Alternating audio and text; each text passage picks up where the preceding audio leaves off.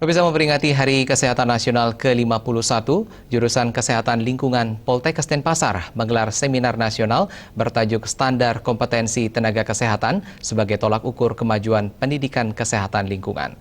Seminar diharapkan dapat meningkatkan pengetahuan mahasiswa kesehatan sehingga menjadi mahasiswa atau sumber daya manusia yang profesional.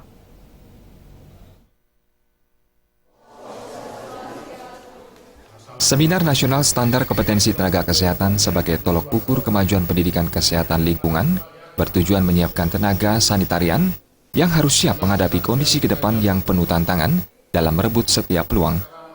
Menghadapi ancaman dalam persaingan global yang semakin ketat, SDM lokal tentunya harus mempersiapkan diri dengan optimal dan meningkatkan kompetensi yang wajib dikuasai yang telah teregistrasi di Kementerian Kesehatan. Kalau kesehatan lingkungan itu diberlakukan 2016 uji kompetensi. Tapi wajib hukumnya bagi lulusan sanitarian harus memiliki STR, surat tanda registrasi lulusan. Kalau nanti bekerja dimanapun, apalagi pegawai negeri, tenaga kontrak pun diminta memperlihatkan STR. Kalau tidak punya STR, tidak bisa diterima.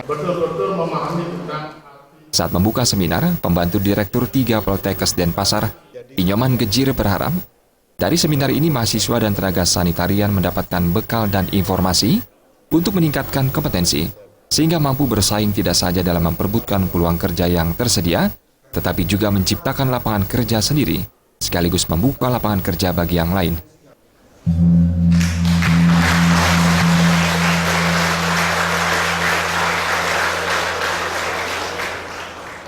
Jadi seminar kali ini ingin memberikan informasi kepada para alumni maupun mahasiswa sekaligus kepada staf dan dosen jurusan kesehatan lingkungan, termasuk juga mereka yang sudah jadi sanitarian, sehingga memahami apa sebenarnya standar kompetensi yang dimiliki oleh seorang sanitarian atau ahli kesehatan lingkungan.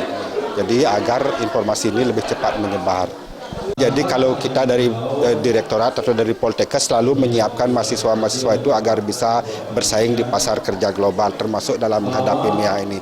Nanti kurikulum akan disempurnakan lagi secara bertahap sehingga tidak kalah saing dengan pendatang dari luar.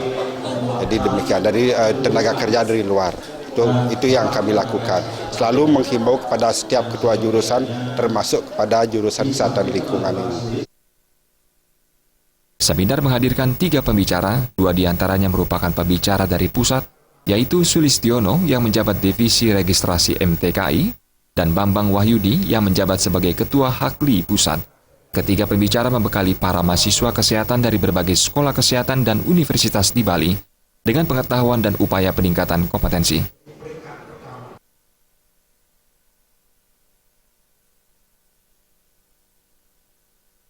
Purnama dan Ali Setiawan, Bali TV.